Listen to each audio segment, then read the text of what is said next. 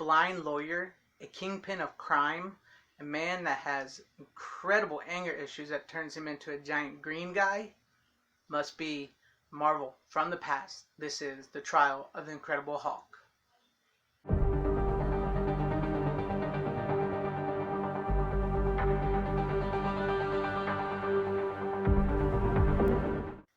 Hello fellow fellowers and welcome to FanZcene. Today I will be going over the trial of the Incredible Hulk for my Marvel from the Past series.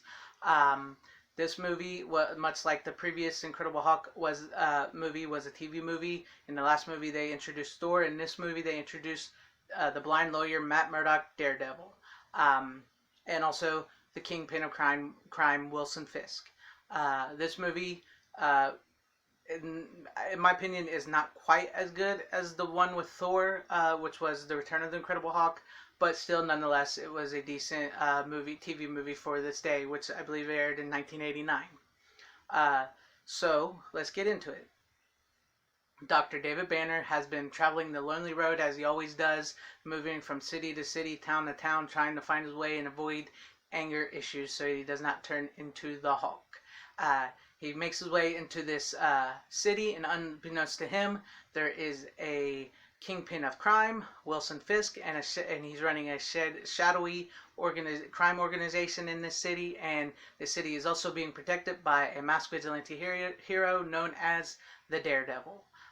So, you know, David's in this city, he's keeping his head down low, he's on this train, and these two members of Wilson Fisk's syndicate has just robbed a jewelry store, and they've made their way onto this train, and they've spotted this woman on this train, and they try to assault this woman, and David's trying to stay out of it, but then he ends up getting angry, you know, and he gets involved, and he turns into the Hulk, and he beats up these guys, he takes care of the situation, and but when he, you know, during all the commotion and everything, as he's the Hulk and he's taking care of all this, people see him, and he takes us running, and the police come after him, and when they catch up with him, he has turned back into David Banner, and the police arrest him, and arrest him for the crime of, you know, everything that happened with the assault, trying to assault a woman, and a man also got, an older man got shot during this as well too.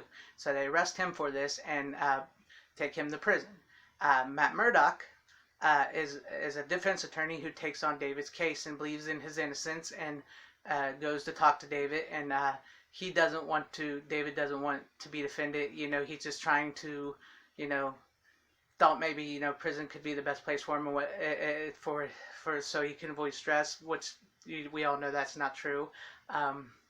But Matt Murdock believes in him, and he wants to help David. David doesn't want his help, and Matt tries to tell him that he believes that, you know, there's this Wilson Fisk is running this crime syndicate in this city, and he believes the men that did this to David and to this woman and David are responsible, and he wants to prove it because the woman that they're trying to assault is in a hospital and everything, and she's got a concussion, she hasn't come out of it yet.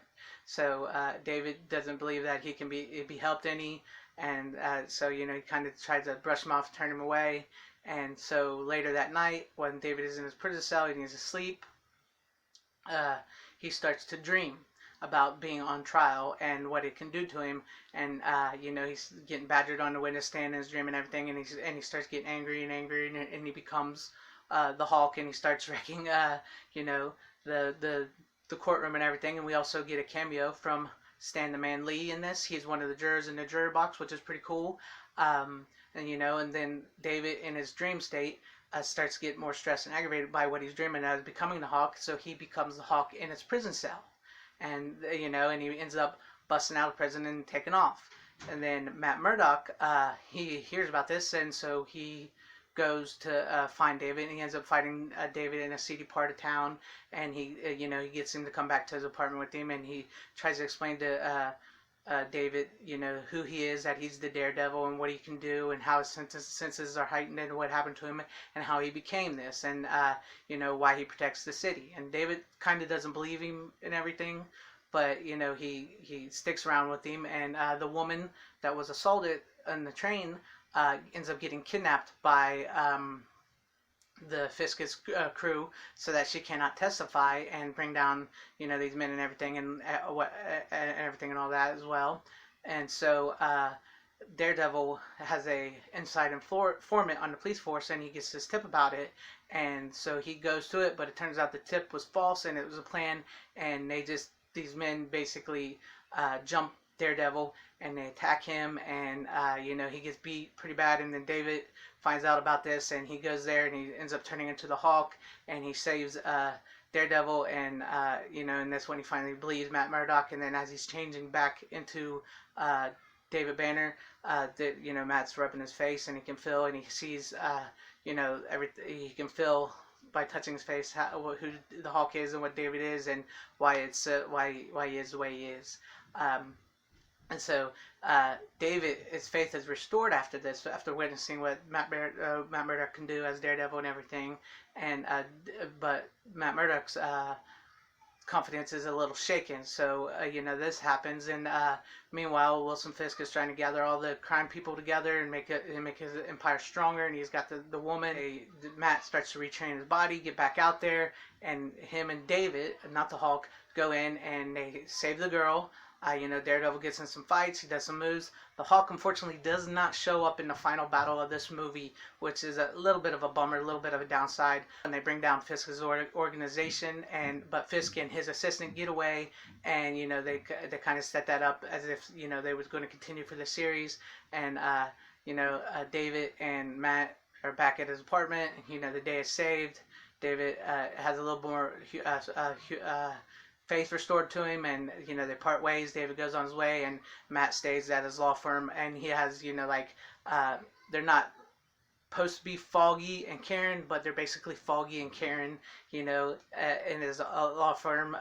They're different characters. With with these old team movies, for some reason, like I said, in old comic movies, they don't really lean into the comics. They change characters and origins and everything to fit what they think people would like and be able to maintain. They just couldn't do the comic bookness of it back in the day for whatever reason. But there's how it happens. There's how it ends. I like this movie. It's a good movie. It's not quite as good as the Return of the Incredible Hulk with Thor. Daredevil is all right in this. He's not great. For those of you who have seen the new Daredevil TV show, no, you probably wouldn't. You're probably like, what is this? But it was old. It was the past. But it was good. It was interesting. Daredevil does not wear his red uniform in this. He wears like a black leotard outfit, which is sort of similar to the one he wears in the TV series, which is the same, but it's not quite the same. It's a little more, old school in this. Bill Bixby and Lou Ferrigno return as the Hulk. Great combination, great duo. They do their parts well. Rex Smith plays Daredevil. He does all right. He's not too bad. John Reese or Rhys Davies. I'm sorry, I'm probably butchering his name. Plays Wilson Fisk in this. He is not bald, or he has his classic. The actor John Rhys Davies has his beard and hair and everything in this, and you may know him as Gimli from Lord of the Rings, or the TV show Sliders. But yeah, he does all right. He's not too bad. He's mostly just trying to be menacing and everything. But all in all, this is a decent classical TV movie with the Hulk and Daredevil and Kingpin and all them. And he's not actually called the Kingpin in this. He's just called Wilson Fisk. But if you haven't seen it, I say check it out. It's decent. It's not quite as good as the one with Thor, but it's worth a watch, especially if you're a Marvel fan or a comic book fan or a superhero fan in general. It's not as good as what we have now, but for then, it's still good. It's still great. Check it out. And this has been Marvel from the Past, The Trial of Incredible Hulk. I am FanZcene. Please like, comment, subscribe below, share if you like, hit that bell for notifications if you do subscribe. I thank you for watching. Have a great day, and Godspeed.